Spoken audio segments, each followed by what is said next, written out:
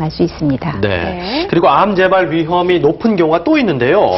이번에는 젊은 유방암 그리고 전립선암 환자일수록 재발률이 높다. 네. 근데 아까는 고령의 암 환자가 재발이 잘 된다고 했는데. 네, 유방암과 네. 전립선암 경우에는 젊은 환자일수록 좀 더 다르네요. 예, 바로 예외적인 두 가지 암이 유방암하고 전립선암입니다. 네. 그래서 이 두 가지 암이 젊은 암 환자한테 발생할수록 예후가 나쁜 거는 이와 같은 경우에 대개는 암 조직형이 전이를 잘한다든가 분할 동거가 굉장히 나빠서 치료 성적이 나쁜 그런 공격적인 암이 발생하는 예들이 많이 있고요.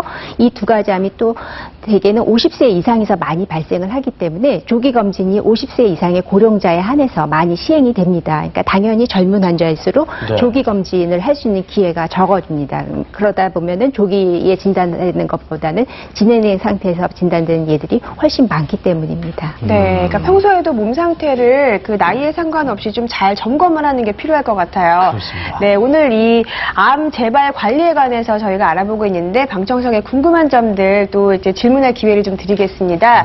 네. 먼저 이덕분 씨께서 저 같은 경우는요, 15년 전에 자궁암을 앓았고 한 10년이 지나서 구강암이 발생됐거든요. 근데 네. 대부분 저희들이 알고 있는 거는 수술을 하면은 더 빨리 뭐 재발이 된다더라 이런 말이 있는데 그게 과연 맞는 말씀인지. 수술하면 암이 더 빨리 퍼진다. 보통 그렇게들 말씀을 하시는데요. 아니 그거는 잘못된 이야기입니다. 그래서 조기에 발견할수록 수술만큼 근치적이고 선택적인 치료는 없습니다. 그러니까 조기 암 환자는 당연히 수술을 하셔야 되는 게 맞는 정답인 거고요. 지금 환자분 같은 경우에는 사실은 10년이란 오랜 세월 다음에 암이 재발한 경우라서 그건 재발이 아니고 앞에 이제 박 교수님 말씀해 주신 대로 2차 암이라고 말씀드릴 수가 있겠죠. 그러니까 전혀 다른 부위에 네. 다른 종류의 네. 암이 생긴 것이다. 예. 아무래도 오늘 방청석에도 뭐 암 환자분들도 계시고 또 가족계 중에 암 환자가 있으신 분들이 많기 때문에 궁금한 점이 많으시네요. 또 다른 분 한 분 또 질문 받아보도록 하겠습니다. 네, 옆에 계신 네. 네, 그 암 수술 방법에는 뭐 내시경, 복강경, 뭐 요즘은 로봇 수술까지 있는데 네. 일반적인 그 개복 수술보다는 암 재발률이 높다는데 굉장히 궁금합니다. 아하, 요즘 암 그 수술 방법이 많이 하셨거든요. 네네. 네, 치료법 굉장히 많이 발전했습니다. 지금 말씀하신 대로 이 기계를 이용해서 수술하는 방법은 과거에 굉장히 크게 절개를 했었던 수술법에 비하면은 아주 조금만 절개하고 수술하는 방법인데요.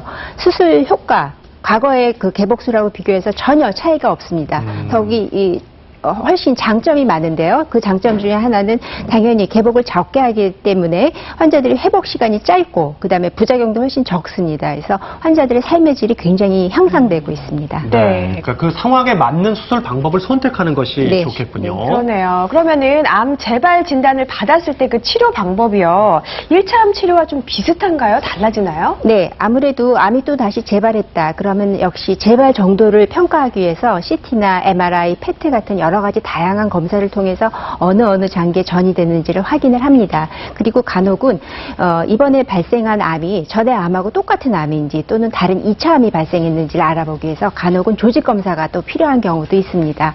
그래서 이제 국소적으로 많이 암이 재발이 된 경우에는 수술적인 치료나 또는 방사선 치료가 선택적으로 사용될 수 있고 다른 장기로 전이가 동반된 경우에는 항암제 치료 같은 전신적인 치료가 효과적으로 사용될 수 있습니다. 그럼 뭐 항암제나 아니면 약제 같은 것은 그 1차 치료 때와 좀 달라질 수도 있는 건가요? 예, 아무래도 1차를 맞고 나서 얼마 안 돼서 암이 재발이 됐다고 하면은 암의 성격이 굉장히 그 1차 암에는 1차 치료에는 내성을 보이는 경우가 있습니다. 그래서 이 같은 경우에는 저희가 작전을 바꾼다고 이야기를 하죠. 왜냐하면은 저를 공격해오는 일단은 적군이 그렇죠. 예. 작전을 바꾼 거거든요. 그럼 저희도 작전을 바꿔야 이길 수 있습니다. 네. 그러면 당연히 멋있다. 치료는 바뀌게 됩니다. 예, 그렇군요. 알겠습니다.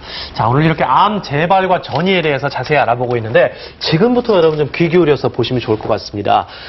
이제 그 암 재발을 관리할 수 있는 처방전을 하나하나 공개를 할 텐데요. 네. 암 재발을 막기 위해서 평생 동안 실천해야 할 것들 어떤 것들이 있는지 하나하나 좀 볼게요. 네, 먼저 첫 번째부터 열어드릴게요.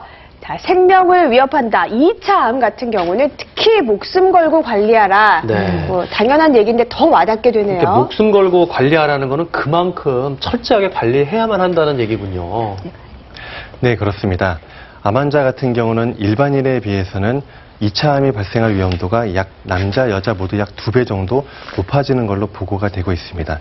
특히 유방암 환자분 같은 경우에 반대쪽에 또 다른 2차 유방암이 생길 위험도도 일반인에 비해서 2배 정도 올라가지만 유방암